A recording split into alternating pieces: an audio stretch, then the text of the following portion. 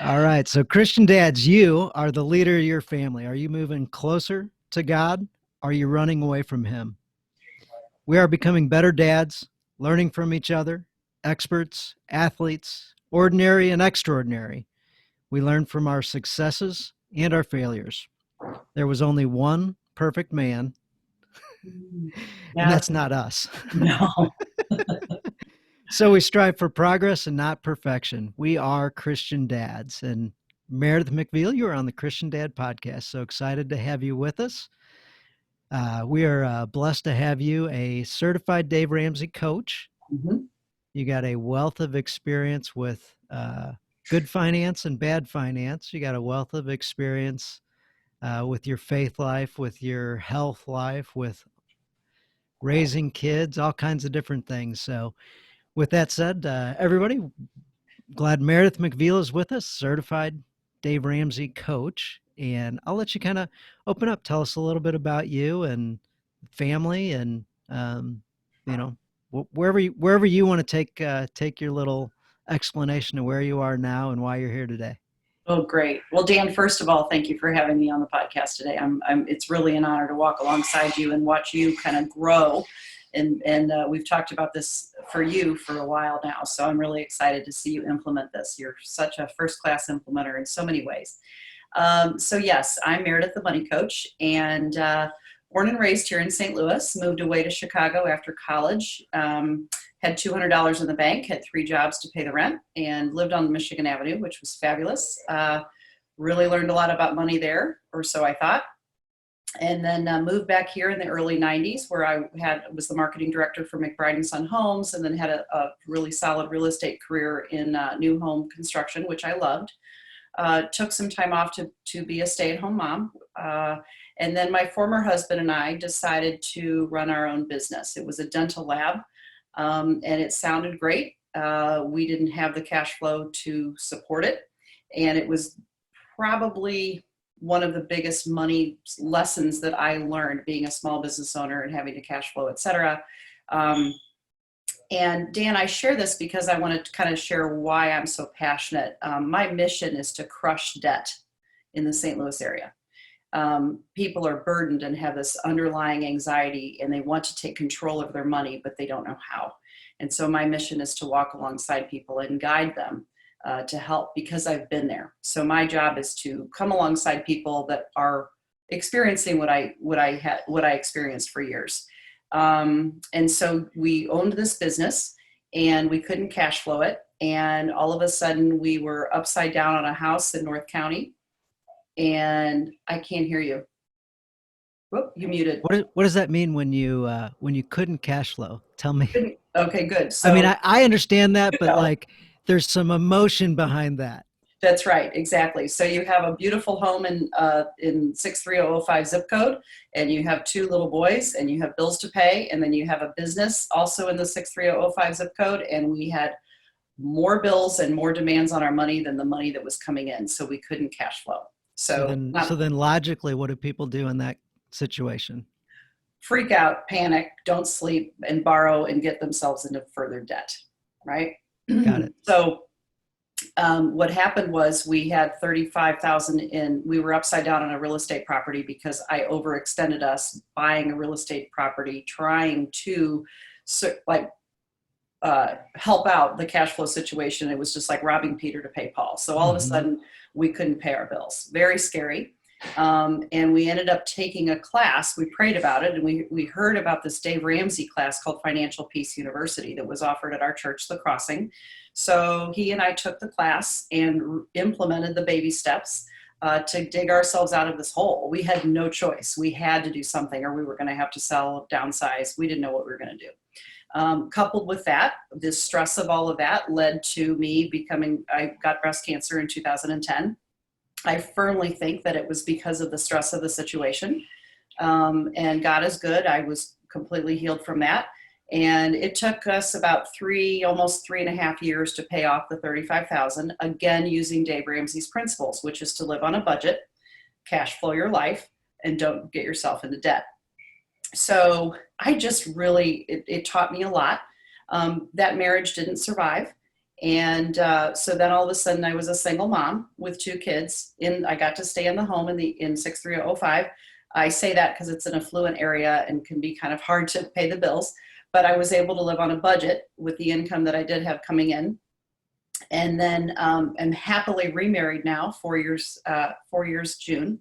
And when Jeff and I combined, it was very important that we talk about money because I had had money issues before in my former marriage. So he was very upfront and transparent, and he disclosed that he had $200,000 worth of credit card debt and a second home mortgage on their house. So here I was debt free with the exception of my mortgage, and merging with somebody who had a significant amount of debt that he had absorbed in his divorce. So I said, okay, we need to dig ourselves out of this. So he was on board. It took a while because there was some resistance there, never having lived on a budget, making good income, but didn't know what to do. So together, he and I combined our resources.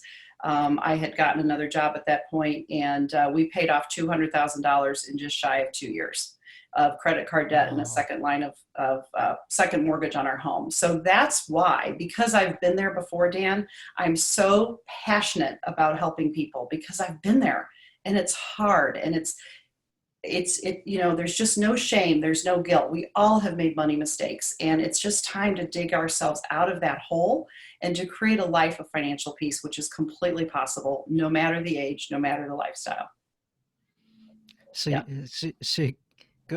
I remember when I was dating my wife and found out, I think after I had asked her to marry me, how big her student loan was. Oh, good question. Well, oh, okay, got Yeah. it. So that Ooh. that one's a number. Hey, Jeff, we're gonna get married. Your husband, and he Hmm. says, oh, by the way, By the way, couple $100,000. The house looks pretty and all the stuff looks nice, but right. But, hmm in yeah, addition to the mortgage, yeah. couple $100,000. Couple hundred grand and 16 credit cards. And it was, yeah, it's jaw dropping. 16 credit cards because in his former life, his former marriage, there was a lot of shopping going on and things like that. And, Mhm. just that was their story. And so we needed to walk through it. He was very burdened by it. I could even tell when we were dating some of the habits. He would whip out a plastic credit card to pay for something. And I thought, he's a spender. And I just kind of watched that, but we were just dating at that point. Right. Right, So, right. but we are just in a better place now after all that debt to be able to, but it took the work, right? It takes, and this is something we can certainly talk about. It takes money meetings. It takes having a budget meeting. A lot of people and my clients don't know how to talk about money with their spouse. And so it really becomes an issue if it's not discussed and not addressed. And it can be done in a very loving way, meeting both sides of the equation, and done in a way that helps the family so the kids pick up on these habits and this lifestyle and these kind of conversations too. So it has such a benefit on so many levels. Yeah, I'm so glad you brought up conversation, communication with the spouse, and Yeah, then the trickle down effect to the kids. So there's one thing to teach kids. It's a whole different thing for them to see you actually doing what you teach. right. That's so true. Absolutely. What have you seen with the communication aspect? I've certainly heard, listened, read the statistics on marriages and communication and how many marriages are fantastic and average and terrible and all those type things. So with these money conversations, what have you seen with marriages once they engage the topic of money and engage with Dave Ramsey and engage you as a coach? What a great question. Typically when a couple has reached out, and sometimes it's just one spouse that will reach out. Like I had a young lady call me a few weeks ago in tears, and she said, my husband owes taxes and he won't talk about it, and it's destroying us, and we're living paycheck to paycheck. So often there's one spouse that's really aware of the money situation because they're the ones that are paying the bills, and then you have a spouse that's maybe just unaware, or I see this often with females taking on the role of the bill payer, and just because they want to help the husband, right? And then that's not really serving the husband, or many times it's the husband as well and the dad that's paying the bills because they don't want to burden the other spouse with it, or you just kind of absorb those roles, right, over time. Right, right. And so what happens is, in terms of communication, it becomes division. Or when maybe people get married, they become one, and they think about a house, they buy a house, and they think about a couple of cars, and they develop this lifestyle. But maybe it's just as simple as we've never combined accounts. Your paycheck goes into your account, your paycheck goes into, then all of a sudden you have separate bank accounts. Not because you're wanting to keep anything from your spouse, but just because that's just kind of what happened by default. So sometimes the first part of the communication is, let's combine accounts, because you think about it, we took a vow to be husband and wife. We took a vow to be one. Now, to couples that are living with another significant other, or they're dating, I'm not advising to become one. But once we're husband and wife, which is what God wants us to be, we need to be at one with our finances. So that's why Jeff's debt became my debt too, right? We couldn't live and assume that it was just all on him to pay it off. It became ours. Your question to Corey, what's your student loan? This becomes yours once you're married. But it's also just it's just a season. This is not defining your marriage, right? We're going to pay it off and become debt free and move on. And so the communication is so key. So when we combine accounts, and then we have a money meeting. We talk about a budget. We talk about cash flow, and that's what I coach customers on. And so often in the beginning, I'll talk to, okay, wife, what was your money story growing up? We all have one. Were mom and dad spenders? Were they savers? We all write these stories in our head about growing up and what that looked like. And I ask the same thing of the husband. What did that look like for you? Because we bring these money habits into the marriage, whether we know it or not. I was raised by a single mom, and dad didn't pay child support. So it was paycheck to paycheck very much for her. So we didn't really talk about money. So I think that that's why, and I had a wonderful, wonderful childhood. My mother just passed, and I wouldn't change a thing. But I share this because it's one aspect of the way I was raised that I want to do things a little bit differently for our family, right? I do want to talk about it. I don't want to, and so I say that because parents need to model this for their family. They need to have the budget meetings, involve the kids. Hey, this is the electric bill. This is why I'm asking you to turn off your lights.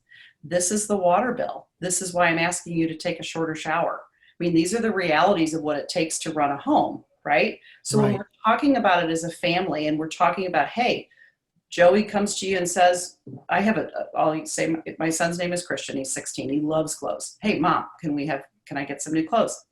You know what? No, it's not in the budget this month. You just bought 4 t-shirts last week. I don't think you need them again, or whatever, So Yes, it becomes a conversation of, that's not in the budget this month, or we need to kind of talk about it and let me look at the cash flow plan. It's those kind of conversations, instead of, sure, Johnny, go ahead and charge the close, or here's my debit card. It becomes a conversation and a way of life, so that these habits, more is caught than taught. And so when we're modeling these things around the kitchen table or in daily life, then that's what the kids can take with them going forward. Yeah. So you talk about kind of how people pick up money stories when they were younger and kids. So I've got a few different ones that always stuck with me. One, my parents were actually pretty good with money, and they taught us, opened us bank accounts and showed us about interest. And, we're kind of fairly open about what things cost. And they also gave me the story that we were poor. We weren't. But Wow. that was an easy way to say, we're thrifty and on a budget, and we can't afford that. Right. So then I went with, okay, cool, we can't afford it. And I think one time I got in trouble because I was the kid that raised my hand to say in the private school that I wasn't going to get Christmas presents. Oh, I got talked to about that. no. I bet you did. And then another one, and I know you know the right version of this, but the version I always heard as a kid from the Bible was, the love of money is the root of all, or money is the root of all evil. Right. Yeah. I always heard money was the Money. root of all evil, and the proper verse, I believe, Yeah. The love of money. the love of money That's totally right. changes the whole thing. Mm-hmm. And I totally grasp onto the eye of the needle, you know, Yeah. Right. much harder, for the rich man to make it to heaven. It's like the camel going through the eye of the needle. And Yes. our church was very descriptive of what the eye of the needle was, and it was a real thing, and it was in a mountain, and the camels had to climb through, and very, very difficult. And Yeah. so I grasped that concept, and I'm like, cool, I never should be rich. I never should be wealthy. I should have Uh, an upper limit.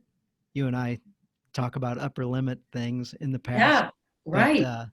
so I never wanted to be extremely wealthy. For whatever reason, never want to have great grades in school because then you're an outlier and people would talk about you or whatever. But anyway, Right. just things like that, that from your young ages you pick up on and you just take it in as a truth. Hmm. I talked to you just the other day about the I am program, like the things that Oh you just yeah. Yeah. believe, Right. and maybe the devil gets in your head and plants a little seed and gets it growing. So when I funny story, Meredith. So I facilitated a few Dave Ramsey classes, right? Yeah. I had started my career as an insurance guy, and in so doing, my income went significantly backwards to get started. And I felt like it would be a great idea to also understand at a deeper level Dave Ramsey things, but I didn't feel like I think it was $100. I didn't feel like I had the $100 to invest in a Dave Ramsey program. Right. That could change your whole financial trajectory going forward. So I volunteered to coordinate a class, and we had 42 people and me. Oh my gosh. Oh, Dan.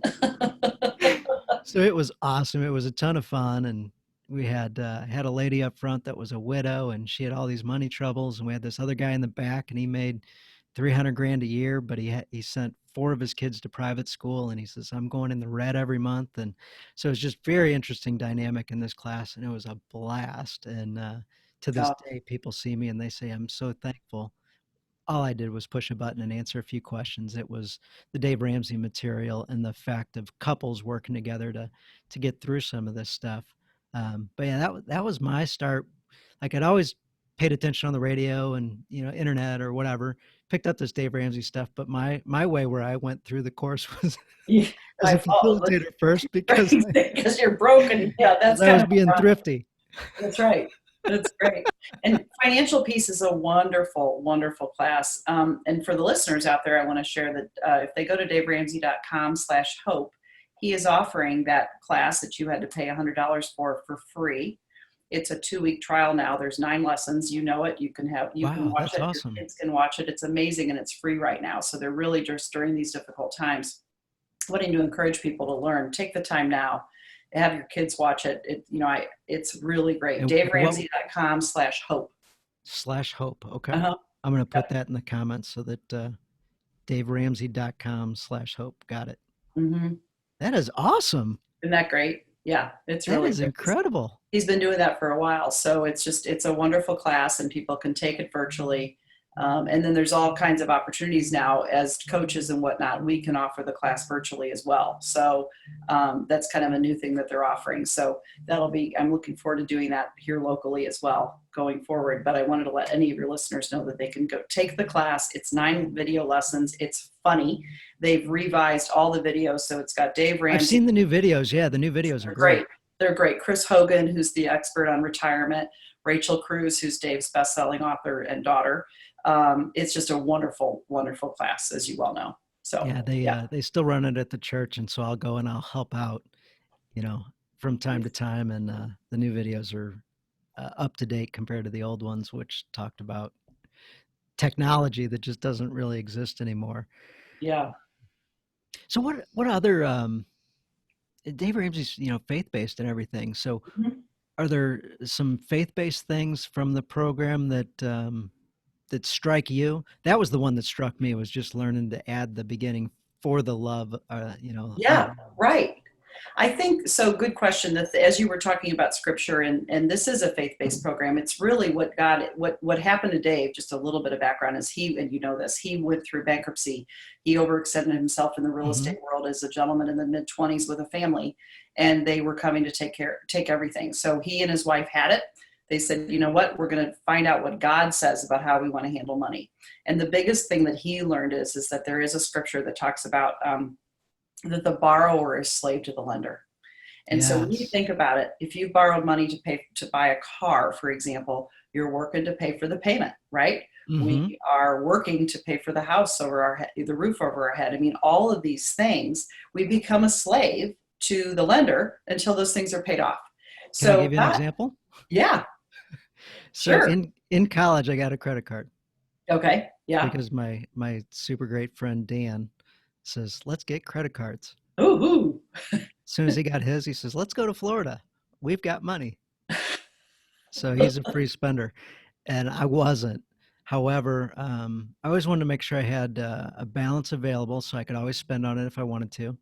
I'd get my student loan for college, but I'd always keep it in my bank account, and then I'd pay the minimum or a little bit more so I could keep some open line of credit on my credit card. And my banker aunt says to me, "I heard you're keeping a balance on your credit card." I said, "Well, yeah, I still got room though. I still got room." Yeah. Right. She goes, "Okay." She goes, "How's your bank account?" I said, "My bank account's good. I got money." For a college kid, a couple $1,000 or whatever, but Right. that had to last the whole semester. Hmm. So I was kind Yeah. of balancing and keeping check and that type thing. She says, "What kind of interest are you earning on it?" And I said, "I don't know." She says, "What kind of interest are you paying?" And I was like, "Well, like 25%." So what sense does that make if you're making a percent here and paying Exactly. 25% here? Right. I said, "Well, it's just how I'm comfortable. Hmm. I don't Hmm. know anything about all this stuff, and I know it doesn't make sense logically, but Mm-mm. emotionally, I wanted to play that game. That's right. I wanted to have my little bit of control. I wanted to feel like I had money." I've got money. Yeah, it's true. Well, and that's a good point. So I want to touch on the baby steps a little bit Yes, because please do, because that okay, was just a nonsense story that I was right. doing. And that leads me to baby step 4 in a minute, which leads to retirement. So it's a good segue. So for the listeners out there that are not familiar with with Dave Ramsey's baby steps, and these baby steps, again, Dave went to scripture. He saw how God wanted us to handle our money, which is to save our money, to spend some, and to give it away, right? Hmm. He wants us to, God loves a cheerful giver. When we can give from our heart and we want to support charities and we want to tithe, or we know, just God loves a cheerful giver, but we can't, it's very hard to give something away when we give so much away and we can't pay our bills at home. So there's an order to do these things. And I think that's what brings people such peace about the way that Dave has outlined this, that has helped millions and millions and millions of people become debt free. This is not, this is all tied to our behavior. It's truly, 80% common sense and 20% behavior. This is just very simple ways, kind of grandma's ways, right? Of handling our money. So that Yes. they really are. It's common So sense. Meredith, I don't want to do it that way because that's how grandma did it. Right, Let's exactly. get with the Really. times. Let's pay 25% interest and Yeah. make And live in a 1%, payment. or But grandma died a millionaire, but we don't want to do it that way, right? No. Yeah. So baby step 1 is to have a starter emergency fund of $1,000. That's okay. baby step 1. Okay. $1,000 can cover most emergencies. Now, an emergency would be, a car breaking, like a new car part or something like that. There are emergencies that happen, or you need a root canal done or something like that. I don't know. Right, right. So while people are in debt, we're going to go to baby step 1, which is to have $1,000 in a separate savings account. That's a starter emergency fund. That gives us peace that if there was something to happen, we have money to cover it. We also go then to baby step 2, which is to pay off all debt using the debt snowball. So that's taking your smallest balance, or excuse me, your smallest bill. So this is all debt with the exception of your mortgage. So I'm talking about any sort of credit cards, any sort of personal loans, any sort of credit card debt, or medical bills, anything like that. Okay. Smallest balance due all the way up to the largest. We are not paying attention to the interest rates. That So, one logically doesn't make sense, but right. having But facilitated these programs, I can tell you there's a number of reasons why it actually does make sense, and it that's right. Yeah. If by this was by a, hitting these little markers and you go, cool, I paid that one off. Right. Cool, you get some pats on the back for yourself and you actually get momentum, where Yes, the other way, you're paying the highest balance because it's got the biggest interest, and then you don't feel like you get anywhere, and then you give up.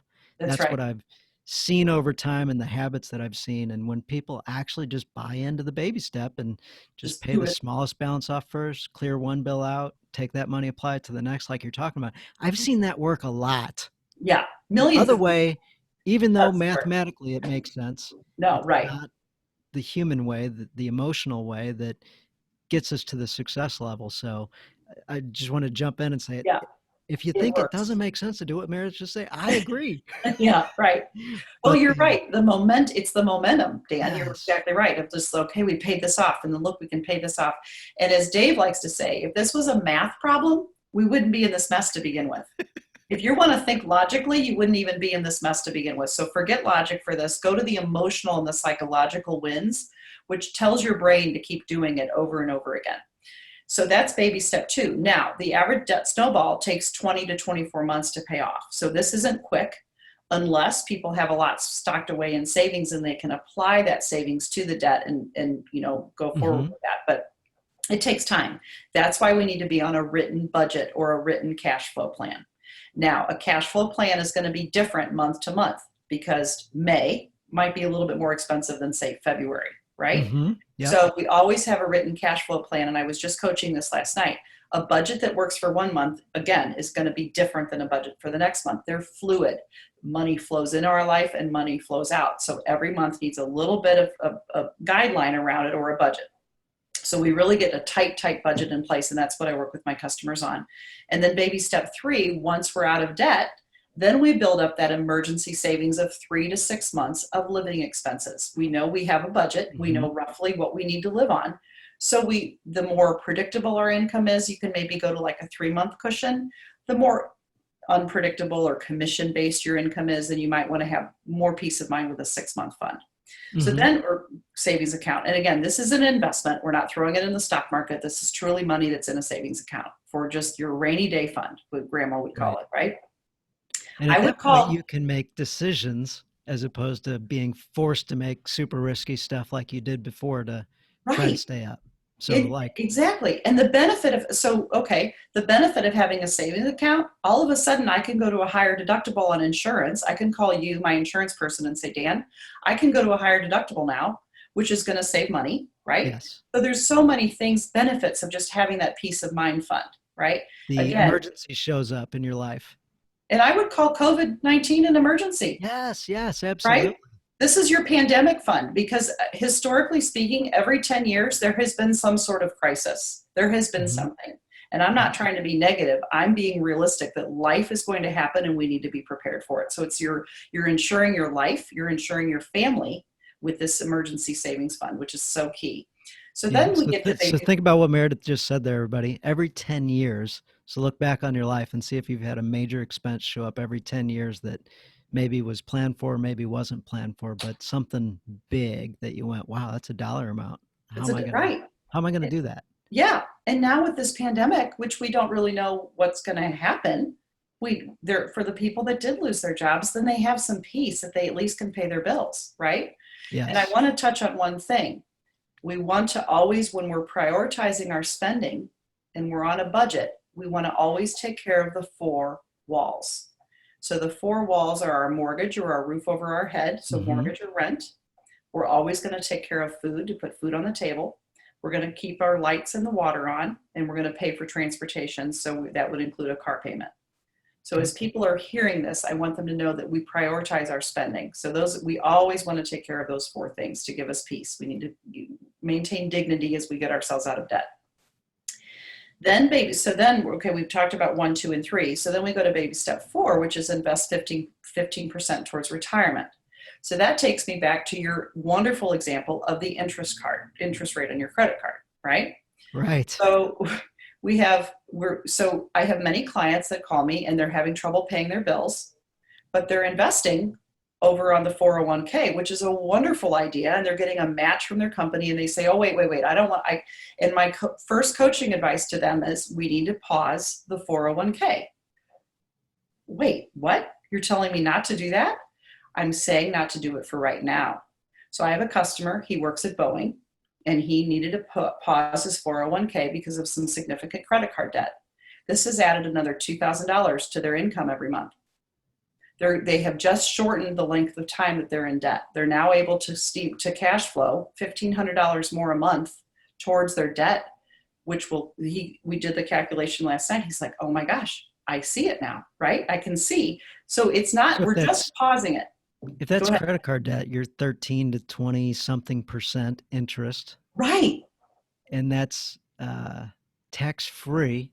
So you don't get charged tax for the interest that you save. Right. And that's, a Boeing employee, he might be in a 30% tax bracket. Mm-hmm. So he's getting a bonus. If it's $2,000 a month, he's going to that's a massive change. Yeah, that's right. It is. And he's very logical. You should see this man's budget. It is very high level budget. But when he saw it, I thought this is going to be really difficult to coach him like that. So I've asked him, how are you? He goes, I see it. He goes, I'm not, now I see the importance of it. We're not taking it and blowing the money. We're taking it and applying it to debt. And I know that it's just a season in time. Right. Yeah. Yeah. There you go. So he sees it, which is great. And his wife is thrilled. So, and now they're actually able to save for a vacation too. They as a family, haven't had a vacation for 5 years. And she's like, my kids are growing up and I said, great, let's budget, let's cash flow, let's take some of this additional and save it. And we can still pay off the debt because that's what works best for them. Right. So baby steps 4, 5, and 6 though are fun because we can do them intentionally and we can do them simultaneously. So while we're investing 15% for retirement, we're also looking at baby step 5, which is to fund the kids' college. And then baby step 6, which is to pay off your home early. Now, there's no particular order. Some people would rather pay their home off early and wait on the kids' college because the kids are little. Mm-hmm. Or some people would rather pay for kids' college and kind of, slow it down on paying off the mortgage. It's really a personal preference. You can once you're kind of out of that intensity of paying off the debt and then taking those same funds and saving and having your peace of mind fund, your savings account, you can kind of do those what works best for you and your family, right? Yeah, yeah. So then imagine this, Dan. I've got investing 15% for retirement. I've got kids' college fully funded if that's a value to you, and that's important because you don't want your kids to go into student loan debt, right? You've paid off your house. So baby step 7 is to build wealth and give some away. So think about that. Now we're back to what God wants us to do with our treasure. We're back to what he has called us to do, which is to be a cheerful giver. So now we can give. I get chills telling you this. Now we can give out of our heart and out of what we want and what is important to us because we've taken care of all of the other things. So see, we're back to where he wants us. We're debt-free and we're giving and we're building wealth to protect. And then that changes the whole family tree. Now you've taken your legacy and now this is what you're passing on to your kids. So it just works.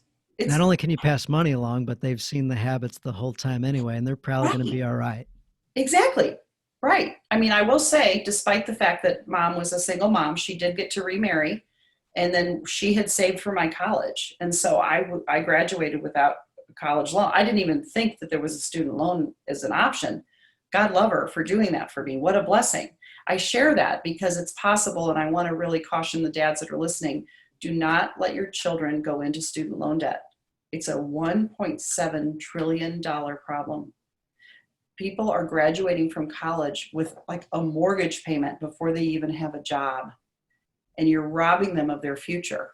So if you can't save or cash flow college, which I completely understand not everybody can do that, then talk to your kids now about scholarships. There's like hundreds of scholarships that are never tapped into every year.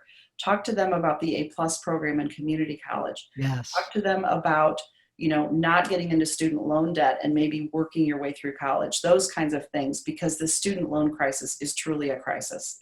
There's all kinds of athletic scholarships out there, and you yes. don't need to be athletic. We just posted one the other day where all you have to do is agree to play soccer. You don't have to even be good at soccer. You just have to agree to play. Yeah, right. Just say yes. You can ride the bench the whole season and you get a You free can ride to follow the school. ball around. Yeah. Yeah, yeah, Yeah. yeah. Uh-huh. So funny. But Hmm. yeah, that's being thrifty. That's a great way to do it. Yeah. So one of our members of our Christian Dad community, happens to own some Penn stations around the St. Louis area. Oh, I love Penn Station. So go eat Penn Station if you're catching this and getting hungry for lunch or dinner. Oh, yeah. So Rick Smith says money is just a tool, no different than a cordless drill. It's a choice of the person that has it. Both can be used for good or bad. So you can use money for good or bad. Yes. I And love I that. and I would add to it that we're just a steward. So I know in Dave's program he talks about it as well. It's not even our own money. Mm-mm. Once No. we start thinking of it in our bank account like it's ours and we did this, it was God's. It always was, always will be. And we're Amen. just stewards. We're just helping move what it does. That's right. Um, so Yeah. money behaves what we tell it to do compared to, when I was younger, thought stuff happened to me and I tried to deal with it. But with the Dave Ramsey program, we're directing things. We're actually in control That's compared right. to what I used to think. I used to think I was in control and I wasn't. I was out of control. Yeah. Right. And you're giving it, he has an app, by the way, for your listeners called Every Dollar. There's Every Dollar Plus, and that can connect to your bank. And so then you simply go on. So we were talking about like those money conversations with your spouse. You each have access to the app. You're going on and deciding, okay, this is much what and we're spending. It can take 10 minutes. It doesn't have to be a big deal. Then every time your transaction posts, you're just putting it in the category and you're telling every dollar. It's called Every Dollar. Yes. Oh, it's a great app. I love it. We're telling every dollar where to go, right? And all of a sudden, and truly, when people go on a budget, you give yourself a raise. You find money you didn't even know you had because you cut. One of the things that I work with my coaching clients on, which is, and you mentioned behavior, so I wanted to get to this. The biggest way that we are overspending is on restaurants, eating out, right? A soda's Yes. $2. Have your kid order water and give them the $2. I mean, truly. So eating out and groceries. So typically people are overspending about 30% on groceries. And I have a wonderful food chart that I think you're going to upload Oh in yeah, I the comment absolutely section. will. Yeah, you told me So, about that. yeah. So it's this little handy dandy food chart from the USDA and it just breaks down family and then their different categories, but pay cash. So a key behavior is if you're comfortable paying cash for your groceries and you will spend less, we will spend 30% less when we spend cash on food because you think, wait, what if I don't have enough money when I go up there? It's easier than a swipe, right? You go, oh, I only have 50 and she's going to give me 5 back. That's a completely different exchange, even to your brain, than swiping a card or inserting a chip. Or, yeah, it is. So put your, When my kids spend real money, yeah, right. Good. Yeah. It's like, okay. Daddy, I'm going to put this back. Yeah. I want to Yeah. keep this. I Right. want to put this back. Can Brilliant. I put this back? I know I picked it out, but can I put it back? Yeah. Where with the card, and my daughter says, "Well, Daddy, you can just swipe the card. You can just swipe the Really? card." And what do you say? I say, "I could. However, I analyze this purchase just like you're analyzing the dollars in your hand. So I Yeah. think before I just swipe the card. So there's not like the card is same thing as the money. So even at 8 years old, she's grasping the fact that it's the same exchange and the same mental process needs to happen. It's not just that easy. No. And you're what a gifted dad you are, Dan. And so I just love the family of yours truly. But those little lessons that you're teaching them at the cash register or in the store are huge, right? Sure, we could swipe a card. Sure, I could get you whatever you want, but I'm not doing you any favors. Do you remember when restaurants wouldn't take credit cards Yes. because the transactions were $2, $3, $8? Right. And do you remember the first restaurant that took credit cards? No. I think it was McDonald's. I could be wrong on the restaurant, but I think it was McDonald's. Really? And why do you think they took credit cards? People buy more. Buy more. Uh-huh. Absolutely. So Mhm. they got off the value meal. They got, instead of the dollar menu, they went on to the full Oh, meal deal. They started yeah. spending $8 every time they went per person. Mhm. but Yeah. I forgot what the number was, but it was a 37% increase on average spend if it was a card versus cash. And they said, Wow. wait, this makes sense. We should pay the credit card fee because we make a lot more profit this way. And would you know it, within a few months, every restaurant then took credit cards Isn't that that something? quickly. That quickly, right? Well, and it works on the flip side. So we had a vendor in here this week, and he was doing a project around the house, and we said, "Hey, if we pay you cash, will you discount?" He said, "Sure, I'll save you the 3% that my fee would." We do that all the time if we Yeah. can, right? Yeah. Yeah. So Absolutely. cash is truly king, or for the womenizers out there, the queen. Cash is king or queen. I've heard that lately, but it works. We were talking college just a little bit ago. Jim Schleter, he just added in on the Facebook page. He added two colleges. Both of them were pretty similar for his child to go to. And he told the colleges they were pretty close. I appreciate the scholarships you're giving my child. We're pretty close, though. Right? There's one Really? college trumped it, kind of went over the top and kind of bought the student. Oh my! I love. I love it. So that's a pretty cool, way to get an additional scholarship that in theory didn't exist. Right. Exactly. That's so smart. Yeah. So pretty cool, pretty cool. So Very cool. let's talk for a second before we talk about the generous giving, cheerful giving. Let's talk just for a second about tithing. We've kind of skipped through that. What are your thoughts on tithing? Well, actually, on the cash flow plan, I'm glad you asked that. So, with my clients, I go through Dave's monthly cash flow plan, which is a budgeting worksheet, and we assign percentages to each category. So, there's charity, saving, housing, just some nice percentage guidelines, and they're on the app as well. Hmm. And actually, charity or tithing is at the very top. So, it's the first thing that we talk about. So, God loves a cheerful giver, as we talked about, and our recommended percentage is 10 to 15%. We don't get too legalistic about it. I have clients that tithe more than that, and I have clients that tithe less. It's just kind of how they feel led. But I Right. completely, again, this is God's money. And when you can write a check or donate to a church that you love to go and you want to serve the church in that way, or want to give to Living Water, who's providing water, $10 will buy water for the lifetime of a child. Right. $10, right?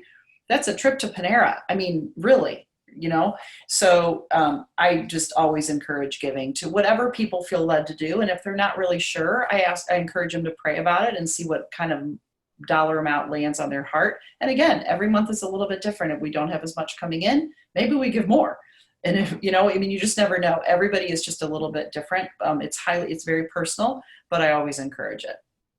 Yeah. That Yeah.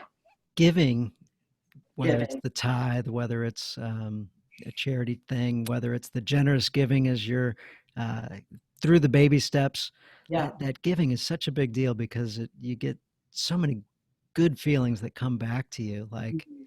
it's amazing. They've got that kid study where they gave the kids money and said, go buy something for yourself or give it away. And the Oh kids my, that gave it away felt that endorphin rush for a much longer, to like weeks, versus the toy experience, which lasted maybe at most a day, a few yeah. hours. Yeah, you can get the toy for the kid and they walk away from it, which reminds me. So, Dave has a fabulous program for younger children. It's called Financial Peace Junior. It's on his website, daveramsey.com. Go to the store.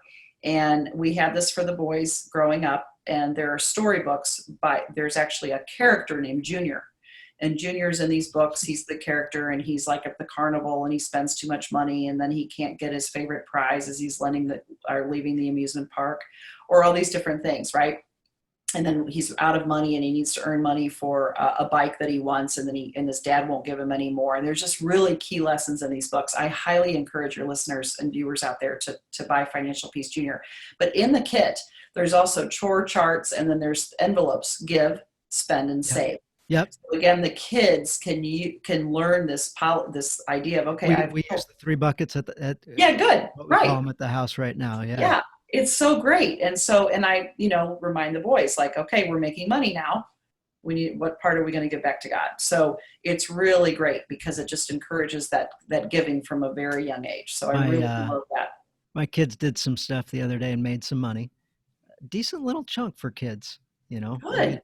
$30 in a couple hours one afternoon. And as they're going to plan what they're going to do with it and how they're going to do it, and I said, okay, we need to take some of that money and put it into donate.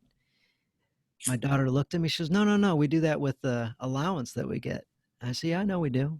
However, for the rest of your life, you'll always take a portion. She goes, all right, how much, Dad? And she starts figuring out. So she comes up with like $6 out of 30, 20%. Oh, I was I like, love okay, yeah, that. we could do six. We could do. It's up to you, but you tell me. And so that was pretty cool. She at first revolted, and then she says, "Oh, okay, that's how it works. That's what we'll do. Yeah, that's good." See, it's great. You're just creating that muscle in there. That's wonderful. Yeah, I know. When I was a kid, I very much resisted the donate. Yeah. I didn't have much. We were poor, money's Mm-mm. scarce, and then as soon as I unwound those things and realized, no, we have the ability to create. Taking the Dave Ramsey program, I'm like, we can do a lot with money, and if we're wise with it, and if we're godly with it, and if we use humility with money, we can then do great things what God wants us to do. So as It's soon as so pride true. gets in the way and greed gets in the way, then train wreck. So money magnifies. It does magnify. That's so true. Absolutely. And So there's so so if we've many got the wonderful right causes. intention, we can do great things. And there's a lot of people that are rich that do great things with money compared to the story that I had as a kid. Rich Yeah. people can't get to heaven. Right. Oh, sure. Absolutely. Again, there's that. They're greedy. Right. They took from us poor people. Yeah. Right. No, I completely understand. Bye, honey. I love you. Bye. Okay. Great job. My son going off to Taco Bell to work. Nice. And Nice. we learned last night that they're not going back full time to school within the Rockwood district, at least for Right. now. So Yes. guess what? He can go make more money. I mean, I don't know what else to say. How crazy is that? Yeah, what an opportunity is that? You don't Yeah, have to do the 9 to 5 or 8 to 3 school schedule or whatever. right. How You have money, funny. I think it's an opportunity. It's going to be difficult, but it's an opportunity to teach them the whole work life balance for all of us, right? And if your kids, Hmm.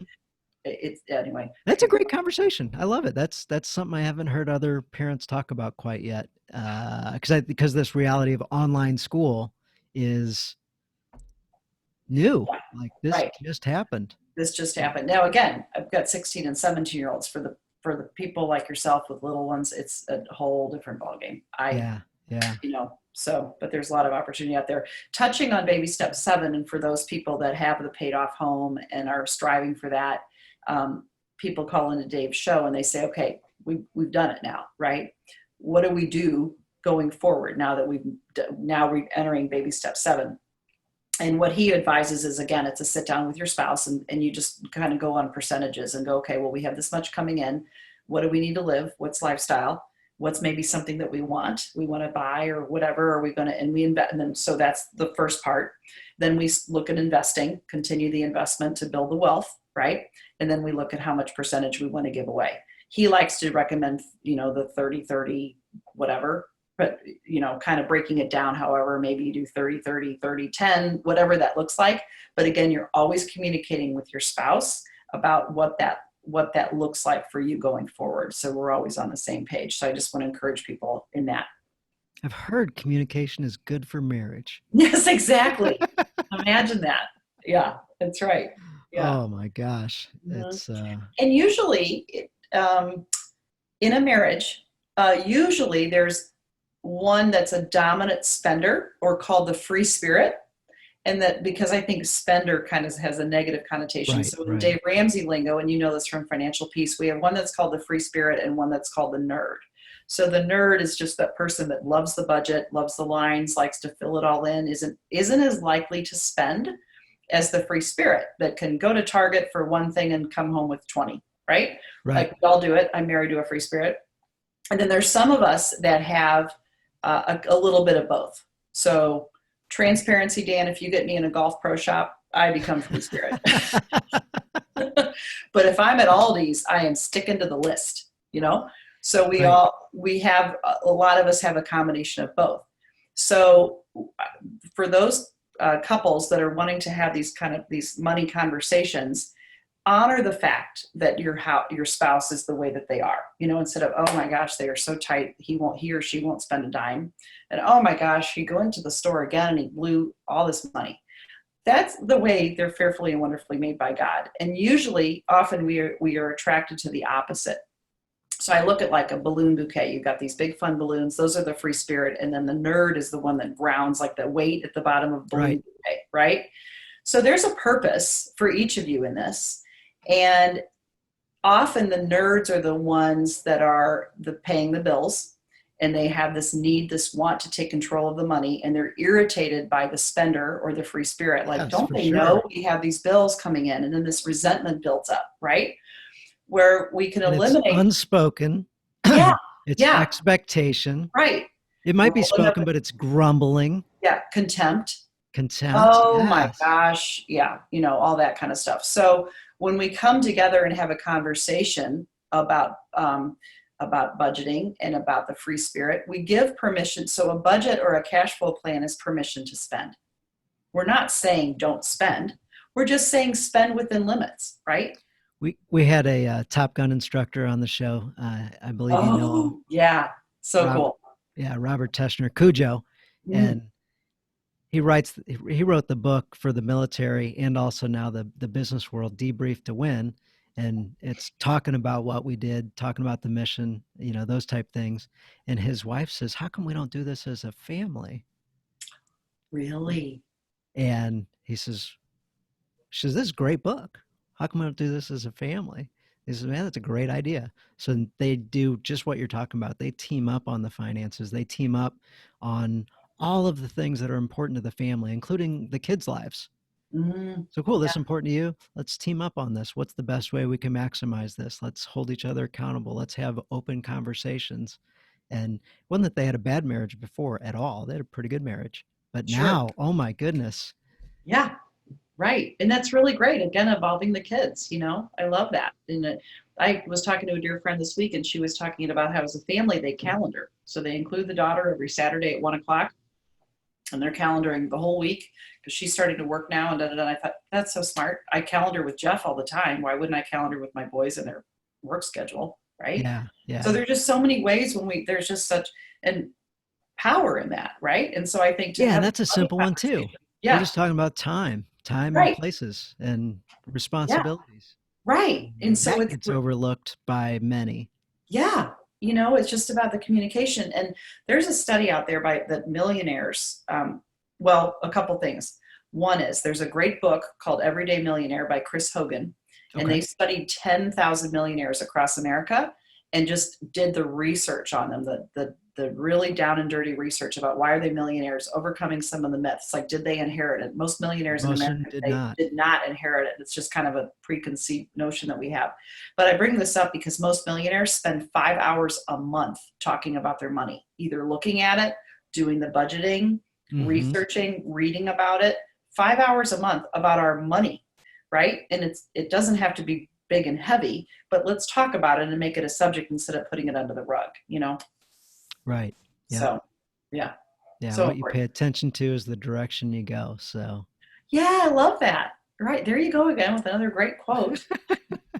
That's your but next project for Dan. Write a book. well, I just love this topic so much because, we weren't supposed to talk about money, politics, sex, any of that type stuff. Mm-hmm. And as parents, like we need to. Mm-hmm. When we look towards the Bible as an example, over 800 times they talk about money in the Bible. In the So Bible, this right? is this is something that we absolutely should talk about. And it was a major shift for me when I understood it actually wasn't my money. It was God's money. I need to Yeah. honor him and be a good steward of it. So really, really shifted the whole thing. And total side note, but with stewardship, I always heard that as money. It's time, talent, treasure, all those type different things. So maybe at the moment you don't have the money, but you do have the time and you do have the talent. Hmm. So use it in some way to honor God and, um, you know, with intention. Money Yeah, shows up, or the amount of money that you need shows up. He takes care of the sparrows, so he's certainly going to take care of us. it's so true, and I think there's a lot. My heart goes out to people that have been furloughed or laid off or unemployed right now. Um, So it's I just talked to somebody yesterday, and furloughed not quite, but this COVID affected their income in a massive, massive way. yeah, And he goes, I don't know why, but last year I just felt like there'd be a storm coming up, and it seemed like a financially prudent thing to do as the leader of my family to store some away. really, Because yeah, now this came in and it's like, well, I wasn't expecting this. I no, wasn't expecting it right now, but man, life's sure a whole lot better just knowing that that. peace of mind. Yeah, Brian Tracy has a great quote: "Does make peace of mind your ultimate goal, and design your whole life around it." Hmm, So it's a really good question to ask yourself: what will give you peace? Will it give? And women, we have peace with money in the bank, right? safety, And safety. security. Absolutely, right? We're wired for So, that safety, and we need that money in the bank. And so, uh, so men, are you making your wife feel feel safe, safe and secure? right? If not, you're probably causing some disharmony in your marriage. Yeah, absolutely. And it's just so important. And when men kind of use their income as a scorecard, and Absolutely. women need the safety of knowing that there's money in the bank. And it's just so when we have financial peace together, it can just it does so much good. It really can. Just having those conversations and being very intentional. And a budget takes, a good cash flow plan takes a good 90 days. It takes a good, you're going to work the kinks out. These are new behaviors. I have a customer Yes. who he's a major free spirit, and his wife grew up on the envelope system. And so now he loves the envelopes, right? He's like, wow, okay.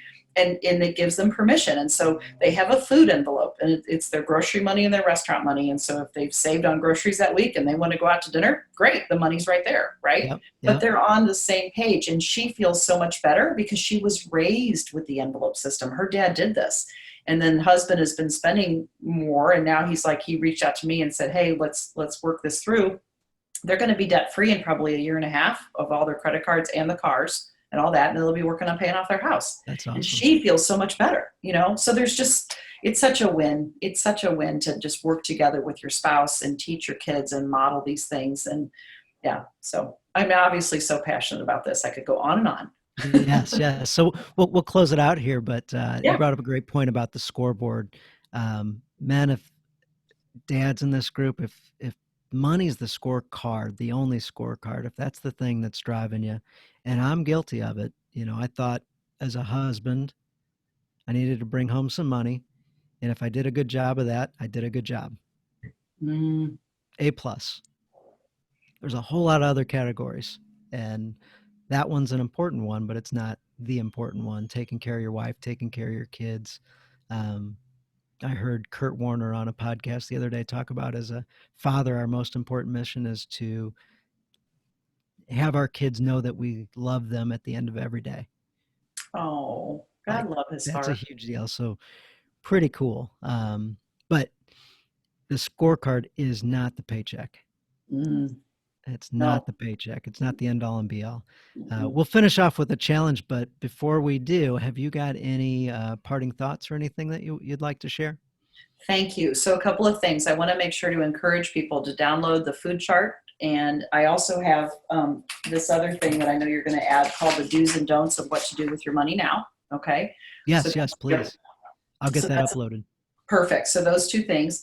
If anyone is interested in exploring coaching, if maybe it's right for you, maybe it's not, the first step is a phone call. So just go to actually the best thing to do would be to reach out to me, 314-724-1043. Just a quick text. I'll send you a link and we'll set up a phone call. And I just really want to encourage your listeners out there to just be good stewards with their money. Watch over it. It will watch over you.